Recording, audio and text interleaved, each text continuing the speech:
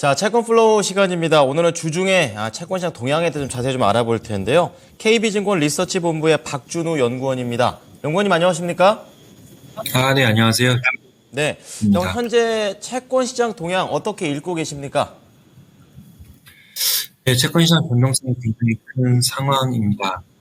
특히 한국기든 글로벌 시장이 모두 미국 이슈에 따라서 움직이고 있다고 좀 볼 수 있겠는데요. 이제 화면에 보시면 아마 미국 금리 차트가 좀 하나 보이실 겁니다. 이제 연간으로 보게 되면 글로벌 금리, 그중에서도 미국 금리가 장기물 중심으로 크게 하락하는 모습을 보였는데, 이건 당연히 3월에 있었던 실리콘밸리 은행 사태 때문에 영향이 컸습니다. 이제 4월에 들어오면서 이제 미국 금리 하락폭은 좀 진정이 되는 모습인데, 우선은 뱅크런 사태가 더 시스템 리스크로는 비화되지 않는 모습이기 때문에 시장에서는 약간의 안도를 하는 느낌입니다. 근데 다만 어제의 경우에는 이제 퍼스트 리퍼블릭 주가가 이제 급락을 했었는데, 여전히 일부 은행에서는 뱅크런 사태의 리스크가 여전히 남아있다는 인식하에 어제는 금리가 또 한 차례 더 빠지는 양상이었습니다. 한국도 마찬가지로 대부분의 시장 금리가 이제 기준금리를 하회하고 있는 모습인데, 우선 기준금리 인상이 이제 미국 같은 경우는 이제 마무리 국면이고, 한국은 이제 다 끝났다라는 인식하에 장기 금리의 경우에는 상승 여력이 굉장히 제한되는 모습입니다. 또 특징적인 부분 하나는 미국 금리의 경우에 1개월물 금리가 급격하게 낮아지는 모습들이 관찰이 되고 있는데요. 이는 이제 미국의 부채 한도 이슈와 관련이 된 문제입니다. 부채 한도 이슈라는 것은 이제 미국 재무부가 어느 시점에 도달하게 되면 부채 한도로 인해서 디폴트에 빠질 수 있다는 리스크인데요. 그 시점을 일반적으로 시장에서는 7월이나 8월 전후로 예상을 하고 있습니다. 그러다 보니까 그때의 만기가 돌아오는 채권을 들고 있기보다는 초단기물에 대한 채권 수요가 이제 높아졌다라고 좀 해석을 할 수가 있겠습니다. 네. 자, 가장 짧은 단기물에 수요가 집중된다라고 얘기를 해주셨는데요. 그럼 채권 시장 입장에서 주목하고 계시는 이슈들 어떤 게 있을까요?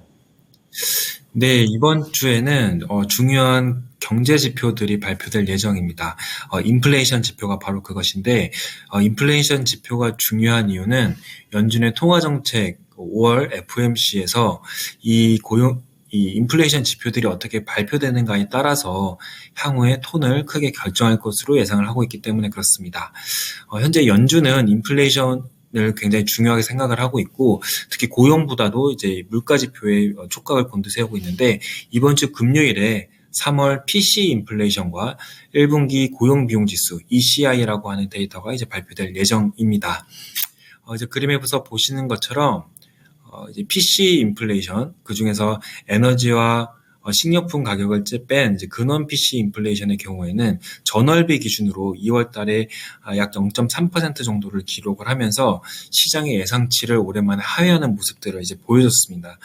그렇기 때문에 사실 이번에 금리가 연간 기준으로 상당히 낮아진 것도 SVB 사태의 영향도 있었지만 이렇게 인플레이션이 낮아지고 있다는 인식도 강했기 때문에 이제 금리가 낮아질 수 있었는데, 이번에 3월 PC 인플레이션에서도 만약에 예상보다 낮게 나온다라고 하면 저희는 5월 FOMC가 마지막 기준금리 인상이 될 뿐만 아니라 시장금리에도 하향 압력으로 작용할 수 있다, 이렇게 보고 있고요.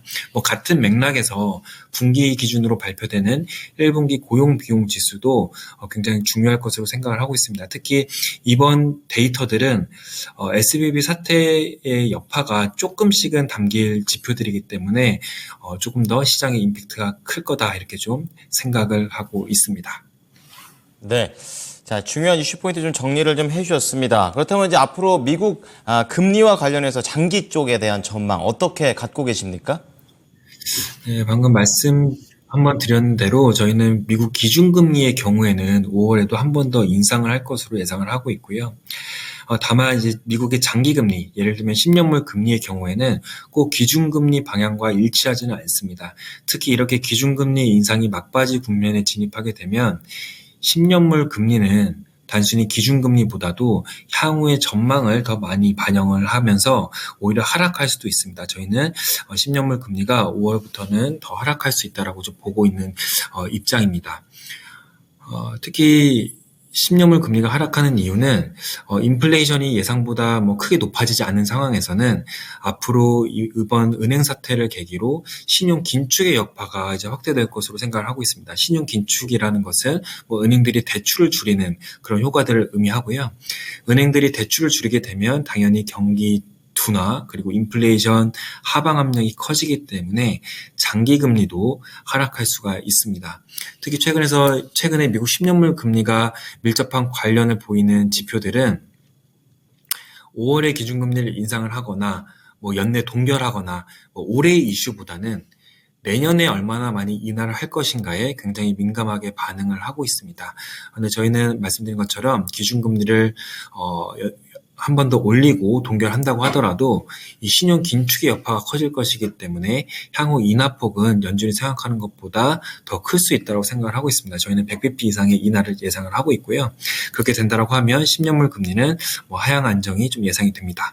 또 마지막으로 이 그림을 한번 봐주시면 이 그림은 미국의 과거 5번의 긴축 사이클에서 10년물 금리가 어떻게 움직였는지를 보여주는 그림입니다.